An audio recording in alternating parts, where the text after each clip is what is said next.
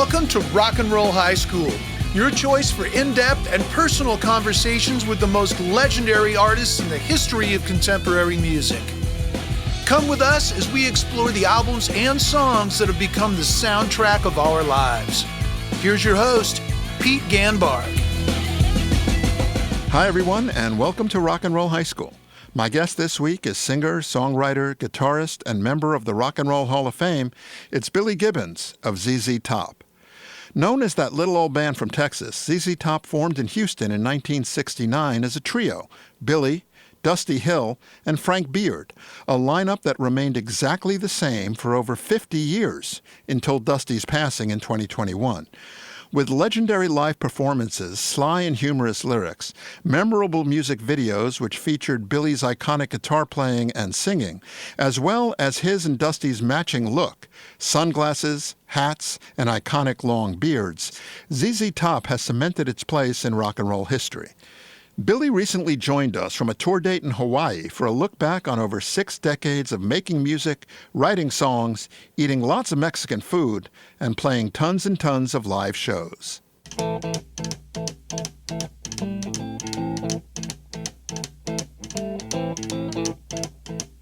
Rumors spreading round in that Texas town about the shack outside the game.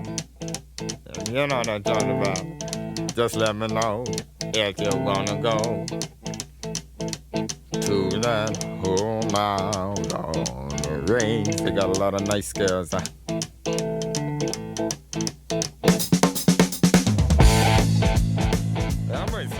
Hi, everyone. Welcome to Rock and Roll High School. So happy to be joined by my old friend calling in from Hawaii, Billy Gibbons. Hi, Billy.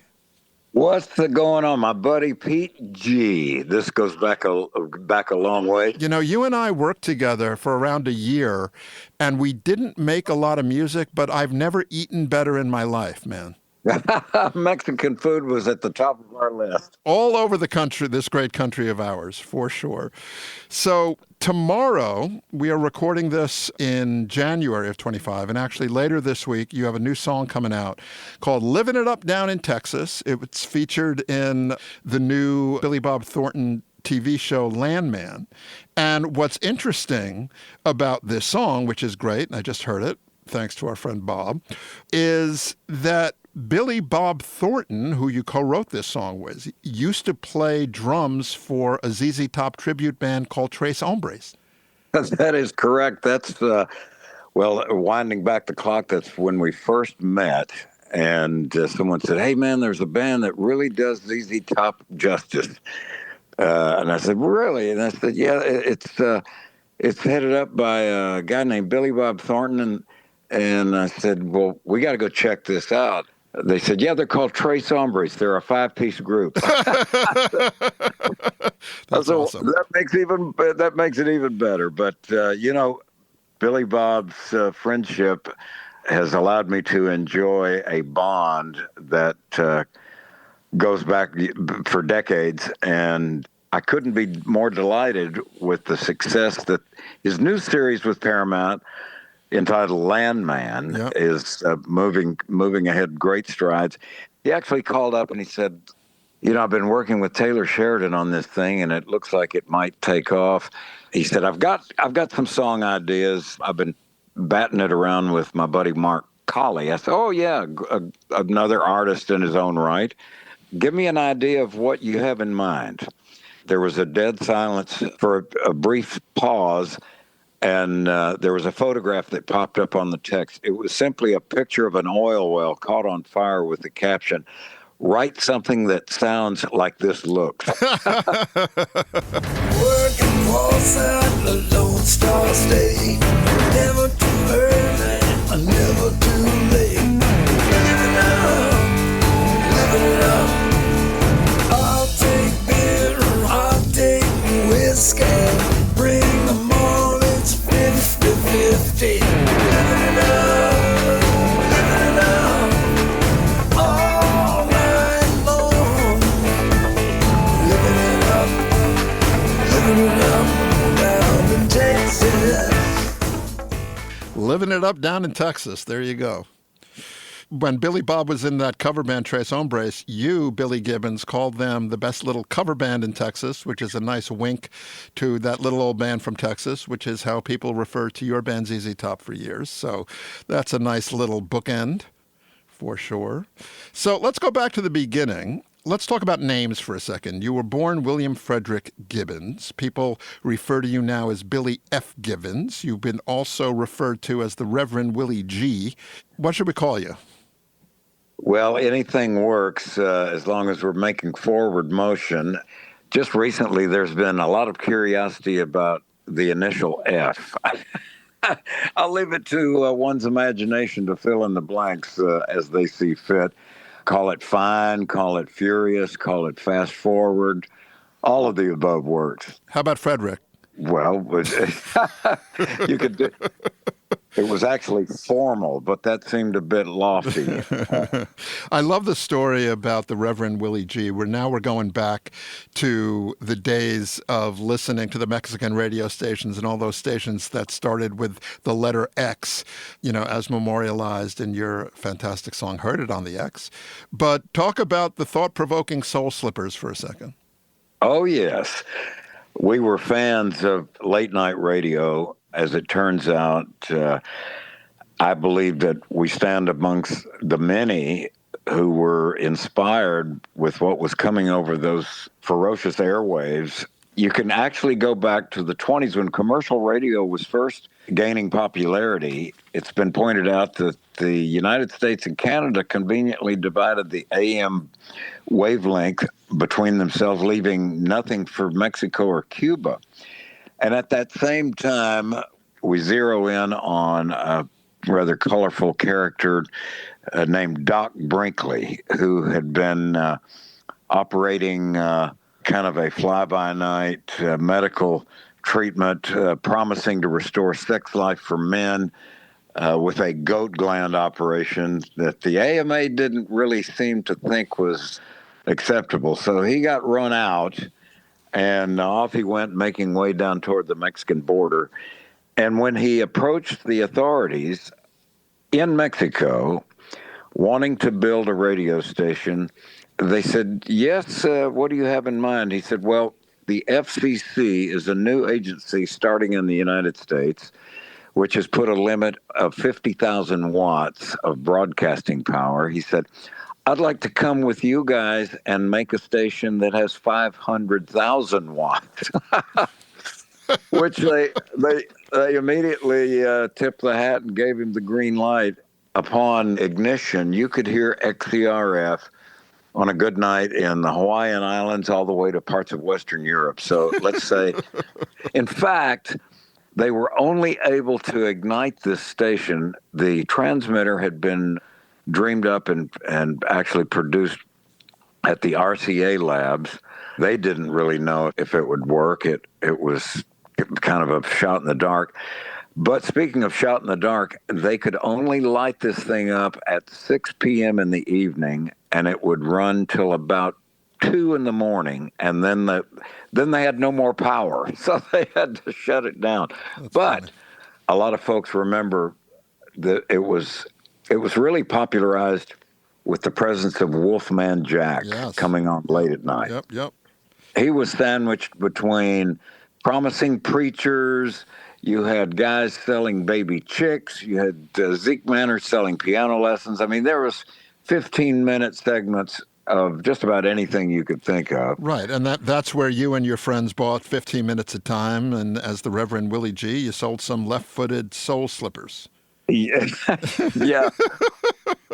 We had a buddy he was somehow connected with one of the shipyard lanes, and they had taken a container of Chinese slippers. They all happened to be left-footed slippers, so they were a dime on a dollar. And he said, let's sell these slippers. The Reverend Willie G. I'm going to the island of Chandelier and plant my knees in that seawater and let that salty sand tickle my toes. But then your parents found out about it, and you had to right the ship. Yeah.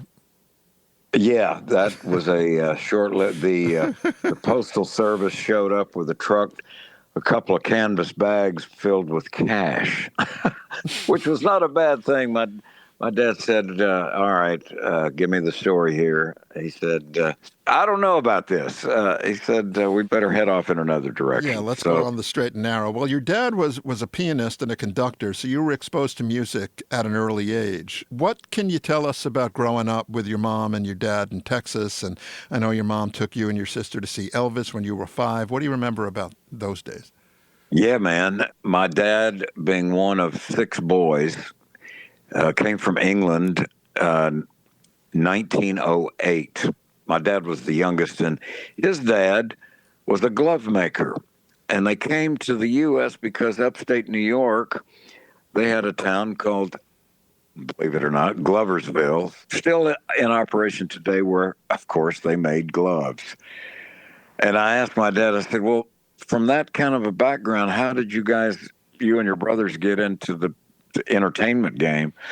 They said, well, it's quite simple. We went to have lunch with our dad at this glove factory, and after we left, we all looked at each other saying, we need to think of something quick because we ain't doing this. But they were quite successful by picking up instruments and learning how to play music, and starting out in the 20s, a little ragtime jazz combo called the Jazzy Five, which became so popular they kept adding their pals into the group, and later they had quite the orchestra called the Gibbons Brothers Band. They continued making waves up there in the Catskills, the Adirondacks, Lake George, Saratoga Springs. But what was interesting, there was a glove maker. He was an immigrant from Poland, and he had arrived and wound up in Gloversville with the name Samuel Goldfish. And one day he approached my dad. He said, Freddie, I need some music. We're going to get into a new business. We're going to California. So my dad, he'd actually gotten married and had a little baby girl. So he said, what the heck? They wound up going to the West Coast, where Samuel Goldfish had changed his name to Samuel Goldwyn to start a little company called Metro-Goldwyn-Mayer. Oh, geez. From that, unfortunately, my dad's wife at the time fell ill. She said, I guess the handwriting's on the wall. I want to go to Houston, Texas, and spend these last days with my dad. Mm. My dad, of course, acquiesced and found his way into becoming the symphony conductor for the Houston Symphony, became the program director for KPRC Radio. So he pretty much had it wired. And wow. So if your mom had not gotten sick, you may have grown up in L.A.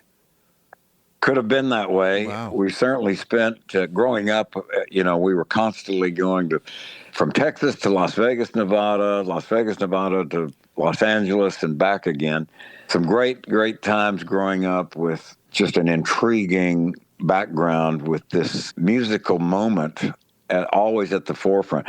Someone said, well, we know about your dad. How about your mom? I said, well, yeah, she took pride in the fact, she said, yes, I play music. I play the radio. Right. That's okay. That's all right. Yep. So for your 13th birthday, you got your first electric guitar. Was that something that you were begging for, or did it just show up? Pete, that's true. I guess from the time, I started banging on things around the house, and one day my dad said, listen, if you're gonna continue banging on everything around the house, let's learn how to do it right. And it was at that time I was 12 years old, and next thing I know, I'm on a plane up to New York, where my dad had arranged some summer instruction under the tutelage of Tito Puente. Wow. Can you imagine being by myself, jumping on the subway and going into Spanish Harlem and knocking on this door, and there was this guy smiling, and he thrust 2 timbali sticks my way and said, okay, show me what you want to play. Wow. So your first instrument was not the guitar, it was actually percussion. Well, yes. We learned conga, bongo, you'd name it. If there was anything under the guise of Latin percussion, we touched upon it through that summer. That's crazy. But I came back and I was pestering my parents, you know. I said, set of drums, set of drums. My dad finally said, you probably should consider a guitar. It's easier to carry.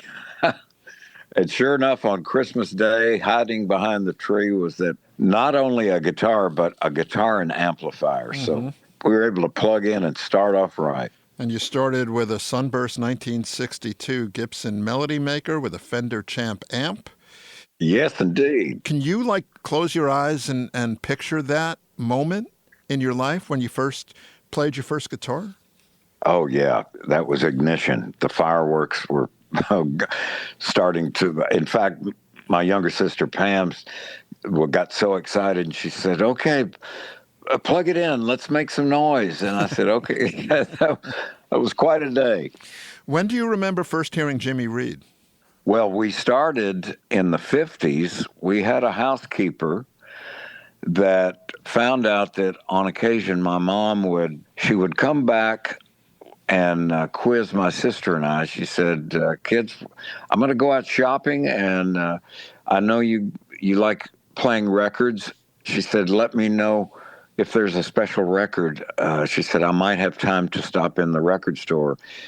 Well, our housekeeper, little Stella, she would scribble down the names of the top 10 in the R&B charts. So from an early starting point, our standpoint was, well, we like what she plays on the radio. Let's get it so we could play it on the record player. Yeah. So we had Jimmy Reed records. We had Little Richard, Ray Charles. We even had Johnny Cash on early Sun. It was quite a wide range of musical expressions. Good stuff. Really good. Yeah.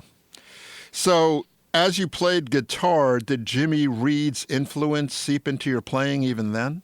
Without question. It seemed to be something that on the surface sounded simplistic.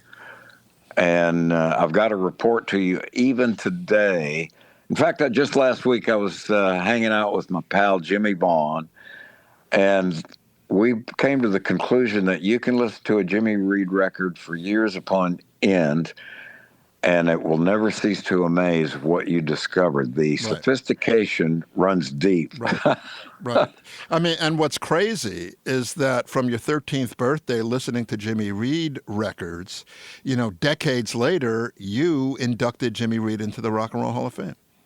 Yeah, it was quite a turnabout. The circle was finally complete. And I love what you said in the induction ceremony where you said, I can't buy a car without first playing a Jimmy Reed tape before driving it. That's right.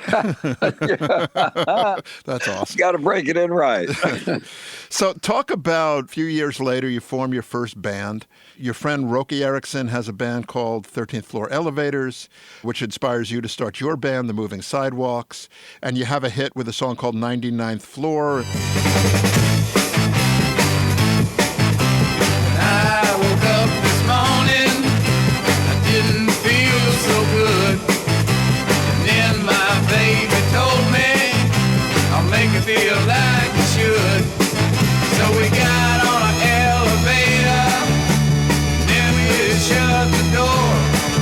Said we won't stop till we get to the 99th floor. And then your band signs with the label Wand, Florence Greenberg's label, and you befriend Jimi Hendrix. Tell us about that. Yes, 67 and 1968. It was quite the year of sonic exploration. In fact, we had a girlfriend that had been awarded a modeling contract with Revlon and found herself hanging out in London, where she found the first Jimi Hendrix Experience record, where she was able to put it in the post and send it back to us. Before it had been released in the U.S., we got this record and said, who is this? And I remember the four members of the Moving Sidewalks staring at the turntables for a good 4 or 5 hours. We played side A, side B, and then back again. it was really mind-bending. Well, think about it. You're listening to Jimmy Reed, and you're completely spellbound by the depth of his playing. And here comes a record in the post from your friend who's over in England, sends you Jimi Hendrix, and it's happening again. Like all this magic stuff is coming out of these guitarists. Yes, indeed. We couldn't get over it. We fell in love with this Jimi Hendrix experience. It was just, saying mind-bending might be kind of short-sighted, but we set our sights on learning a couple of the numbers. Purple Haze was our first choice. It's not an easy thing to deliver, but we decided to follow it up with Foxy Lady. And shortly thereafter, as you mentioned, signing with Wand Records, we were captivated by the label. Of course, everybody remembers the label probably from seeing Louie Louie by the Kingsmen, released on Wand Records. Yep. But the song 99th Floor started making noise, and at the time we had a manager who called us up announcing that word had reached the office that we'd been invited to join a tour. And he wasn't quite sure. He said, Jimmy somebody. He said, it's an English group. They're a trio, Jimmy somebody. And we looked at each other and totally mystified, hoping that he was trying to think of the name Jimi Hendrix, which indeed later we said, of course we'll join up. Well, how crazy is it that you not only end up opening for Jimi Hendrix, but you just mentioned that the band learned how to play Purple Haze and Foxy Lady. So you have the chutzpah, as they say in our neighborhood here, to play those songs in your set opening for Jimi Hendrix. Yeah, we thought about it, and I said, well, the promoter is really fussing at us. He said he's holding us to this 40 minutes of material. I said the only way we can play 40 minutes is if we include Purple Haze and Foxy Lady. I said, dare we play this in front of Jimi Hendrix? And I said, well, we want to get paid. And as we were rounding out our portion of the show, I kept noticing that there was a lone figure standing off to the side in the shadows of the stage. And as we wrapped it up, I remember passing by, being spun around. This guy grabbed me by the shoulders and smiling, he said, man, I want to meet you. You got a lot of nerve. I like that.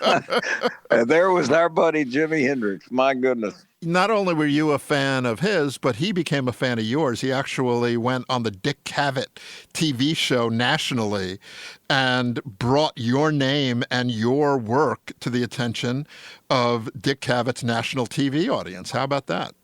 Yeah, man, I got to tell you, we became fast friends, but what I found intriguing, night after night, Jimmy and I shared the lengthy, long end of a hotel hallway. And I was always across the way. His door was always open. And the two roadmen, Jerry Stickles and a guy named Nigel, they were responsible for dragging in this piece of furniture. It was a giant record player. And Hendrix would signal me over, and he said, hey, man, he said, come check this out. And we sat cross-legged, listening, aimed at the speakers. He was playing the first Jeff Beck album, the Jeff Beck Group, with Rod Stewart, Mickey Waller on drums, Nicky Hopkins on piano, Ron Wood on bass, and, of course, Jeff Beck peeling the sides off his Les Paul at that time. Mm-hmm. And I said, Jimmy, I said, it would probably surprise you to know that Jeff Beck is probably playing your record trying to figure out what you're doing at the same time. Didn't Moving Sidewalks open for the Jeff Beck Group in '68? We did. We certainly did. We made friends with Jeff Beck just prior to joining up with Jimi Hendrix. I mean, that's crazy when you think about, Jimmy Reed to Jimi Hendrix, Jeff Beck. I mean, before you're even 20 years old, you're either listening to or playing with some of the greatest guitar players of all time. Indeed. The friendship with Jeff Beck lasted till the day he passed. In fact, I found it intriguing. We were working together. It was a show just outside of Seattle. It was at that time, Jeff Beck said, he said, I gave up the Les Paul in favor of the Fender Stratocaster thanks to Jimi Hendrix. He said he blew everybody's mind. He exploded on the scene in London, and we all were so curious of how could this be done. We both concluded that it's probably not so far off the mark to think that the inventors and designers of the Stratocaster never had a clue what Jimi Hendrix would wind up doing with this crazy instrument. Back to the moving Sidewalks. 2 of your bandmates get drafted. That is pretty much the end of the band, but there's this other band around the same time called American Blues, and that band is a trio with Dusty Hill, his brother Rocky Hill, and their drummer Frank Beard. And you want to do a little more straight-ahead boogie, blues rock-based stuff. Rocky wanted to go off and do more straight blues music. So there you are. You team up with Dusty and Frank, and you form ZZ Top in 1969. Correct. In fact, Frank was the first. He volunteered to join in. And what I really enjoyed, even to this day, Frank makes no secret that he, too, was learning from the early Jeff Beck stuff, some of those great drum sounds and great performances by Mickey Waller. Right. Turned Frank around, as well as Mitch Mitchell. Right. And you can ask around even today. The surprising reality is that Mitch Mitchell's backbone as a percussionist was mostly he was a jazzer. He was really a great jazz percussionist. But he brought those chops in to round out what made the experience such a phenomenon. It's just great stuff. Right, so you guys meet up and you have the same influences. Didn't Dusty and Frank, in their early days, play with Lightnin' Hopkins? Yes, they did. In fact, I took great pleasure in accompanying both Frank and Dusty. Would drag me along to hang out at Lightnin' Hopkins' house. And there was only one rule. You couldn't speak. We'd come in, and he would always be glued to whatever TV show was on at the time. You had to agree. Lightning would point to the TV screen. He said, I told him not to go in there. I told him. Didn't I tell him? I told him not to go in there. That's awesome. So I think I heard a story that the first time that you and Dusty and Frank played together, you were supposed to just play around for, a song or two, and after 3 hours, you're like, yeah, this will work. Indeed. After working with Frank, Billy Etheridge was holding down the bass chops, but Billy Etheridge wanted to go on and further his direction behind the Hammond B3 organ. And he said, ask Frank about this guy, Dusty. They've been playing together. If I were to leave, he said, I think you'll find Dusty a suitable replacement. We decided to do a little rehearsal jam session, and sure enough, Dusty showed up. Well, I must back up a little bit. Frank said, hey, I want to introduce you to Dusty. He's coming over at 3 this afternoon. Around 4 o'clock, then 5 o'clock, no Dusty, 6 p.m. I said, well, where's this guy Dusty? And probably, I guess around 7 o'clock, a knock on the door, and I went and opened it up, and there was this guy standing there. He had a gallon jug of wine, and he stepped in, and he said, hey, man, I wanted to let you know I'm Dusty. And with that, he fell on the floor and passed out. I said, this is going to be my guy. But you're right. The next day, we picked up sticks, and we started saying, well, let's jam a number or two. And we wound up 3 hours on a shuffle in C.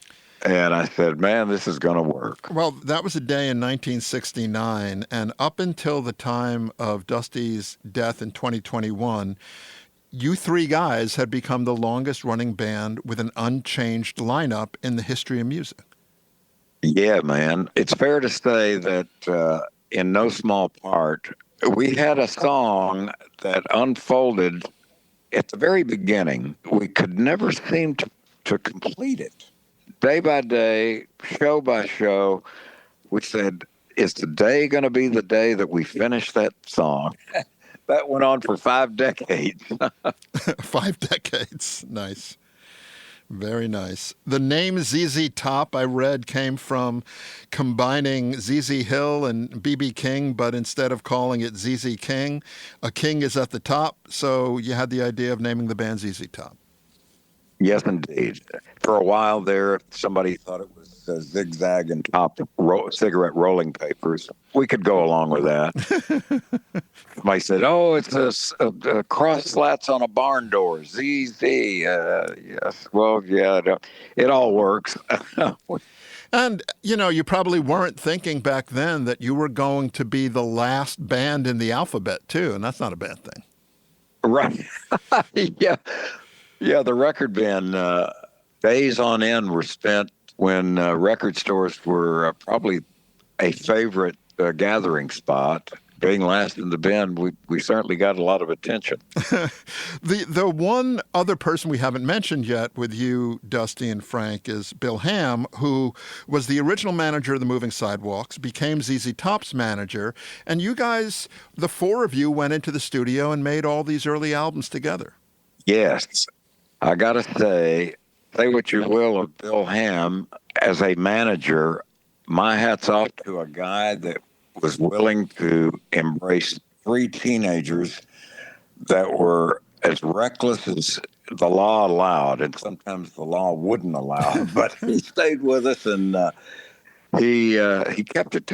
He was a big part of what kept it rolling, man. I gotta hand it to him. In the year that you and I worked together, again, eating a lot of Mexican food, I got to tell you that he was such a gentleman. I didn't know him before that, but I always came away, even after we stopped working together, he wrote the nicest note, to myself and to Clive Davis, who we were working with at the time, and just a gentleman's gentleman. I love the guy.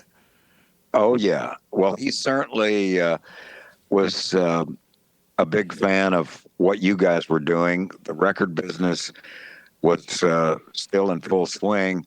And at the same time, Bill made note of all the operators that were head down, serious about loving this crazy world called the record business. Yeah. And you were such a big part of it.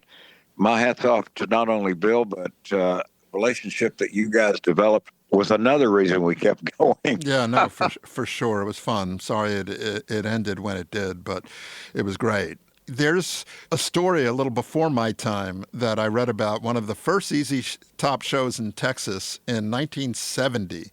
Only one person came to the show. Yes. I think it was, it might have been the second, maybe the third show that I can remember. The first show had an interesting, rather memorable moment. We showed up. We traveled from Houston, Texas, 90 miles east over to play the first show in Beaumont, Port Arthur area, and Dusty had no bass guitar. He had borrowed a bass, but forgot to bring it. And thanks to Al Caldwell, who's still a well-known DJ in the Golden Triangle down there, he sent out, he knew a bass player in the neighborhood, and the show went on. So we figured out things were looking up. I think the next show, we went down the road, and it was in a proper stage with a curtain.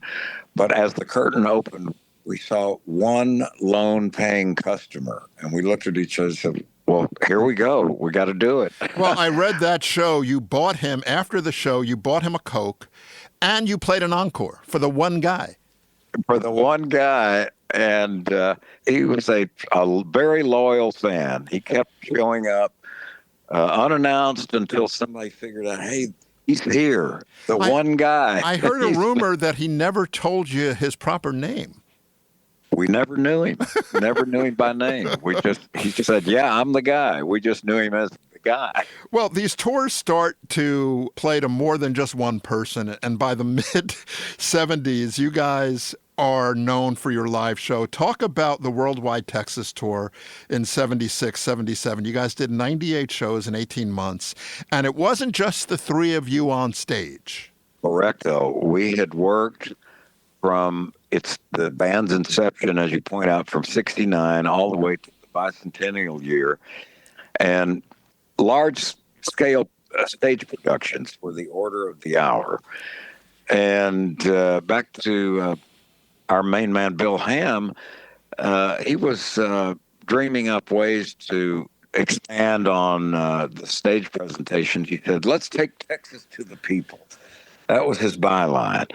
And I thought, well, how are we going to do this? And the next thing you know, we're in discussions with these stage production outfits. Well, we're going to have a stage shaped like the state of Texas. And then we came in one day for a meeting, and there was a guy who came in with kind of in Western garb. He had a very nice set of Western boots and a cowboy hat. And he said, yeah, my name's Ralph Fisher. He said, you know me? He said, I'm the America's #1 rodeo clown. He said, I'm the guy that's got the tame Texas Longhorn steer and a tame buffalo. He said, I'm bringing them out to be part of your show. And from there it went, we got deeper and deeper. 2 turkey buzzards. We had live rattlesnakes, 2 javelina pigs. Well, was there a show where the buffalo rammed open the rattlesnake cage? Well, yes. And fortunately, the tour had taken an easterly, we went up the East Coast, and it was in the wintertime, and the rattlesnakes went into hibernation. Lord have mercy, had it not been the fact that the snakes were sound asleep, it might have wouldn't have ended the same way. Yeah. But speaking of things gotten crazy, I remember playing with Three River Stadium, and at the conclusion of the show, loading out, the buffalo got loose and decided to make laps around the field. And Ralph Fisher, off he ran. He finally he was able to grab the tail of the buffalo and oh man, drag him back to the truck. The next day, there was a baseball game in the field, and the players were complaining they had strange divots all around the outfield. I wonder why. The Pittsburgh Pirates meet the Texas Buffalo. There you go. So after the Worldwide Texas Tour, you guys take a break. You take a 3-year break. It wasn't planned, but it just happened. And when you guys return in 1979, you come back with a new musical direction, but you also come back with matching sunglasses, you and Dusty, and matching chest-length beards without even, planning it. Kismet. Yes. Well, to begin, at the conclusion of the Worldwide Texas Tour, it was announced that we should take some time off and kind of catch up, maybe use some off-road time to write new material or something. And we thought, well, yeah, 3 months. Wow, okay, that's fine. And we all took off in different directions. Now 3 months turned into 6 months. Dusty had gone to Mexico. Frank had gone down to the Caribbean. He wound up following in the footsteps of some of the great reggae guys. He was in Jamaica. Carly Barrett, the inventor of the famous One Drop, he was showing Frank some strange, odd beats. I had tripped off to first Paris, France, and then wound up in London when the punk scene was exploding. So we had quite a bit of time on our hands. We were only a phone call away, but then we finally showed up in the studio and started peeling the onion. There's kind of like the before and the after. There's the before this 3-year break where, you guys wrote and recorded some of the great anthems of all time. Tush, LaGrange, Heard It on the X, Jesus Just Left Chicago, Waiting for the Bus, Arrested for Driving While Blind. That was all before the break. But then when you guys come back from the break, you change record labels. You move from London Records to Warner Brothers Records. And from there, with that first album back, with the sunglasses, with the beards, and with this kind of new energy and new sense of purpose, it just kind of, not to make a silly pun about an album that will come later, but it kind of, you hit the afterburner at that point. Indeed. We were so ready to get back to work, entering the studio, trying to shake off this long awaited return. It was quite the moment that started kind of a new, refreshed way to approach things. Yep. What did Bill Ham say when he saw you and Dusty with your new matching beards? He said, I can see bookends, and the guy in the middle, the guy named Frank Beard with not a single nary a chin whisker. He said, I don't know if this makes sense, but we're going to go with it. Awesome. On that first album on DeGeo, the first album for Warner's after the break in 1979, one of your most fan favorite songs, Cheap Sunglasses, came off of that album. And I read that there was an optometrist's convention in Hawaii with a huge poster of a woman pointing a finger and saying, don't wear cheap sunglasses. So that shows you the reach of that songwriting. That is so true. Bausch & Lomb, that owned the brand Ray-Ban sunglasses. The Wayfarer was a popular model, but it was going out of production. And there was an optometrist that offered the last bit of the available product called the Wayfarer. They were $6. You could buy a set of Ray-Ban Wayfarers for $6. We decided to use the song as kind of a big part of the show. It was at that time that we contacted Ray-Ban and asked if they could supply us with, they said, Wayfarers that were going out of production. And then they called us back and they said, well, thanks to you guys, we're bringing them back. When you wake up in the morning and the light has hurt your head, the first thing you do when you get up out of bed is hit that streets a running and try to beat the masses. Go get yourself some cheap sunglasses. Oh yeah! Oh yeah!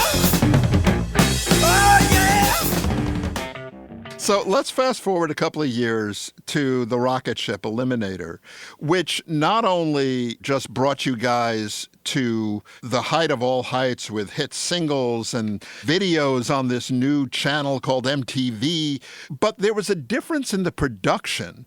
And I had read that you had heard some bands from England, and this is after the punk scene, maybe 5 or so years later, with artists like Depeche Mode and Orchestral Maneuvers in the Dark and some of the English new wave synth bands. Did you kind of like get an idea where we can do what we do, but maybe take a little of this and a little of that and come up with a new sound? Oh, yeah. At that time, we had found a new home and from Texas up to Tennessee. We were now new residents of Memphis, Tennessee, working out of the studio owned by John Fry. Ardent, world famous. Ardent Studios, headed up with John Hampton, Joe Hardy, and Terry Manning. Those names, not to cut you off, but those names are so important for people that don't know these names. Terry Manning, Joe Hardy, John Hampton, guys who are as integral to the sonic definition of what ZZ Top is, I think you'd agree, as anybody else. Without question. And those guys were quick to point out the fact that the studio owner, John Fry, had no qualms about investing in these new contraptions that were starting to show up at the music stores. At the time, music instrument manufacturers were looking for ways to stimulate the market. And lo and behold, entered the presence of what later would be embraced as a thing called the synthesizer. Yep. It was synthesizing musical sounds. Yep. We thought, well, how do we do this? And thanks to, as you point out, thanks to those three engineers at Ardent, Hampton, Hardy, and Manning, the first thing they said, well, we got the gear, throw the manual away and start twisting knobs until you find something you like. Wow.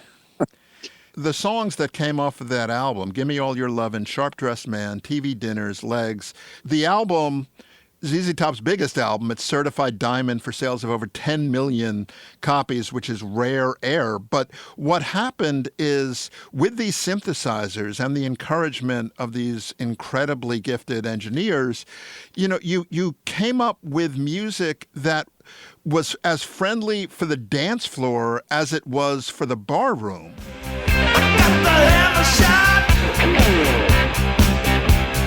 What you got is so sweet. You gotta make it hot. Like a boomerang, I need a repeat. Give me all your loving, all your hugs and kisses too. Give me all your loving, don't let up until we're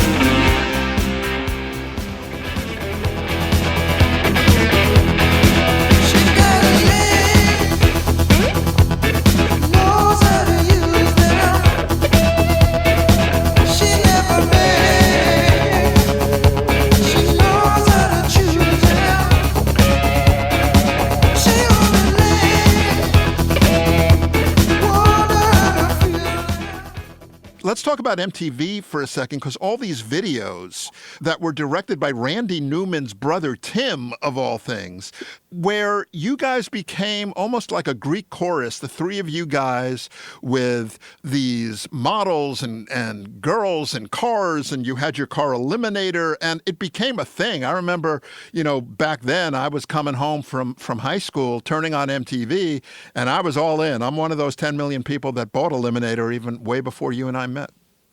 Yeah, man. There was a gentleman working at the management office, Sam Taylor.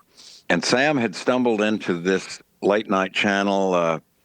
We didn't even know if there was such a thing as what later would turn into a global phenomenon known as MTV. But he called Frank and he said, there's an interesting concert going on. I've been watching it for several hours. It didn't. And then Frank called Dusty, and Dusty turned in, and Dusty called. After about 6 or 8 hours, we said, where is this show? Somebody said, oh, it's a new thing. It's called MTV, Music Television. And I guess it was from those humble beginnings, the light bulb lit up. There was still some curiosity whether this was going to be a new twist in music. But it's fair to say that being able to not only hear music, but to see it was something so novel. It did nothing but stimulate the globe. It became the thing. Yeah, and now all of a sudden these beards are paying it forward because now everybody recognizes you guys, and you're playing even bigger shows all over the world. This record, again, I can't overemphasize how massive it was, and that led to Afterburner and Recycler and Antenna and all of these albums that you guys are at the peak of your career, but you're not really changing your sound even though you're adapting to new technology. Would you agree with that? Yeah, we called it keeping one foot in the blues. Right. We did enjoy the fanciness of some of these contraptions. They were having a stridently resounding, power-packed boost to what we were used to doing in the studio.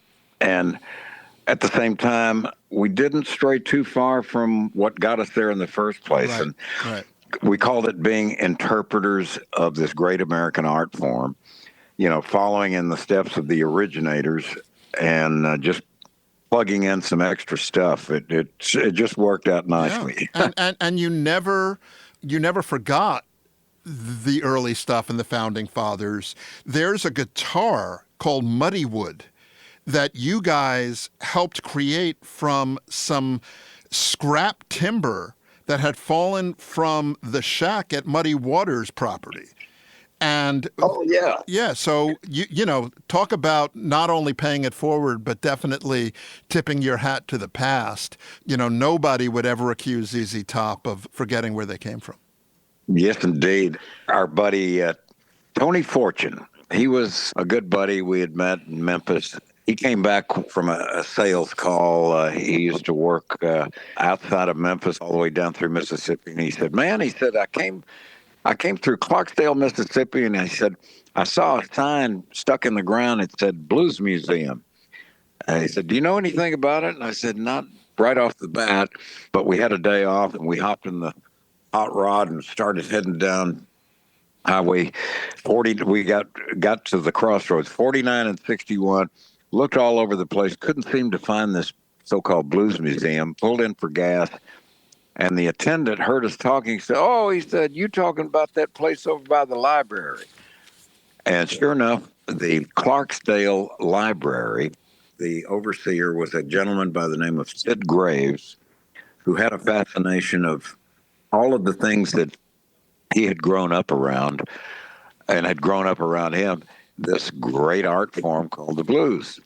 On arrival, we were greeted by Sid Graves, as well as the founder of Living Blues magazine, Mr. Jim O'Neill, and they were discussing a situation that had popped up. There had been some high winds that had destroyed a portion of this cabin down the road on Stovall Farms, where Muddy Waters had grown up. And the highway department was threatening to force Stovall to tear this structure down. And we were invited to go out and have a look. And we said, gee whiz, this is really interesting. Muddy Waters, gosh, you got to save this thing. And on departure, Sid Graves, it was so instrumental. He said, well, look, he said, grab that log over there. Take a piece of this. It's gonna be towed off anyway. And as we made way back to Memphis, he said, what are we going to do with this piece of wood? We said, well, saw it into planks, glue it together, and make a guitar out of it, which became known as the Muddy Wood, which was donated back to the fledgling Blues Museum, made international news, and a big to-do was made of it, and the government stepped in and granted a 1-to-1 grant, which founded it became a cornerstone that led to the creation of what stands today as a great attraction known as the Delta Blues Museum in Clarksdale, Mississippi. Wow. Cool. That's a great story. I mean, Yeah, what's totally intrigued me always about you is your musical curiosity, and not just looking forward, but also looking around you. The last ZZ Top album, the proper studio album that ZZ Top made, was with Rick Rubin in 2012 called La Futura. And there's a great song that was the first single from that album called I Gots to Get Paid. And talk about unexpectedly when ZZ Top added synthesizers for the first time, you know, the first rock band to do that even before Van Halen did Jump. Talk about being ahead of your time. On the La Futura album, the song I Gots to Get Paid actually interpolates an underground Texas rap record called 25 Lighters by Fat Pat and Little Kiki. If you listen to that record, it's so ingenious what you guys did, because if you A-B and go back and forth between the original rap record and then you listen to what you guys did, it's seamless. It's honorable. It like pays tribute to this record, but again, you're doing it your own way and you're turning it into your own thing. Well, I got to hand it to our good buddy Rick Rubin. Had stood by us, and I said stood by us. He'd actually put up with us for this new work that he was gung-ho with. We had turned in 20 different original songs, and I thought, well, I said we're on our way. I think we've done it with Rick in such a good way. And yet he called back and he said, hey, I need one more song. And I said, Rick, you got 20. I said, you only need 10. I said, certainly there's something to pull from the bucket. He said, give me one more song. Give me one more song. I remember entering the studio, and there was Joe Hardy and GLG Main Moon, our main man, Mr. Moon, who had come over from just down the road from John Moran's studio. Mr. Moran was running digital services, John Moran's digital services, home of the Ghetto Boys, Bushwick Bill, Beyonce's first outing with Destiny's Child. All from Houston. All from Houston. It was quite the scene. And I remember kind of shrugging my shoulders, and they said, why the long face? And I said, Mr. Rubin wants one more song. I remember I had fallen for this track, 25 Lighters, this rap song by these two Houston guys, Fat Pat and Little Kiki. It was Mr. Moon, who was in the lounge in our studio watching a Lightnin' Hopkins video, who suggested, he said, well, why don't you take a page out of the Lightnin' Hopkins book and combine it with 25 Lighters? Wow. We thought, well, it'd be a bit of a stretch, but sure enough, we threw it together. And lo and behold, it was the crowning achievement. Rick Rubin said, you've done it for me. I'll take it. It's going to be the lead-off track. He said, it's really quite the gift. I said, okay, man. 25 lighters on my dresser, yes, sir. I got to get paid. We got 25 lighters on the dresser, yes, sir. We got to get paid. 25 lighters on my dresser, yes, sir. You know I got to get paid.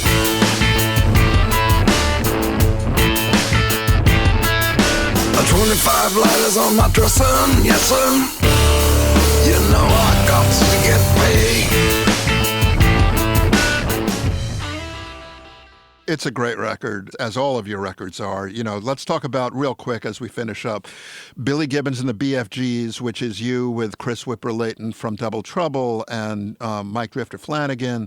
You guys are touring. ZZ Top will be touring later this year. Do you ever get tired of the road, or you're just happy to be playing music for your fans who want to hear it? Oh, yeah, man. We still enjoy, as the old saying goes, getting to do what you get to do. Thanks to these modern tour buses have kind of streamlined the rigors of the road. We're down to the last challenge. And somebody said, well, what might that be? I said, we got to figure out how to shorten a mile. That brings us right up to today. Nice. Well, there's a 2019 documentary called That Little Old Band from Texas that celebrates 50 years of ZZ Top, filmed obviously while Dusty was still alive. The album Raw that came from it, which was released after his passing, is basically the soundtrack to the documentary. But before we wrap up, you know, just some accolades. You guys were inducted, ZZ Top, three of you guys were inducted into the Rock and Roll Hall of Fame in 2004, inducted by Keith Richards. ZZ Top were officially designated Heroes of the State of Texas. There was a ZZ Top Day in Texas in 1991. And Billy Gibbons, there was a Billy Gibbons Day last month in Las Vegas. Are you still living there? Oh, yeah. So ZZ Top's gotten their day, and now Billy Gibbons has his own day in Las Vegas as well. Yeah, we were invited. Our good friend Mark Davis, who's still the head man of the Las Vegas Raiders, extended an invitation to play the Monday Night Football game. I said, I need you for halftime. I said, yeah, that sounds like a winner. I said, but it's December 16. I said, I'm celebrating a birthday. And he said, well, if you'll come and play the halftime show, he said, we'll make it right. And sure enough, the very next morning, the phone rang, and he said, come on down to City Hall. December 16th is now the official Las Vegas BFG Day. So, in a town of Sin City, if you will, he said, yeah, do what you want. He said, you can get away with it. I'll back you up. That's awesome. Well, on that note, I really appreciate you spending the time. I've always loved speaking with you, always loved working with you, and great to talk to you, Billy Gibbons. Thank you, Pedro G, man. We'll see you around the corner. And this has been a great excursion of fond recollections, man. It's straight ahead from here. Yeah, absolutely. And maybe there's some Mexican food in our future as well. You never know. South of the border cuisine, here we go. Absolutely. Talk to you soon, Billy. Thank you. All right. Have mercy, man.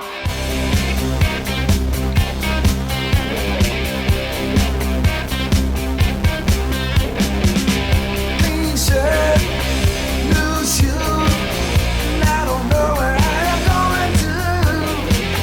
Silk suit, black tie, I don't need a reason why. They come running just as fast as they can. 'Cause every girl crazy about a shine dress man. A very special thanks to Billy Gibbons for joining us this week. To keep up with everything Billy's got going on, check out his website at billygibbons.com. Also, check out zztop.com for news and up-to-date touring information. Thanks for tuning in. We'll see you next time for another episode of Rock and Roll High School. Rock and Roll High School is a presentation of Pure Tone Music. Produced by Pete Ganbarg, with assistance from Craig Rosen, Ron Robinson, Stefan Accardo, Joe Palmerico, Zach Kornhauser, Ross Owen, Elena Luvis, Claire Hudson, Steve Leeds, and Rich Mahan. Please visit our website at rockschoolpodcast.com for past episodes and information on what's coming next. All rights reserved.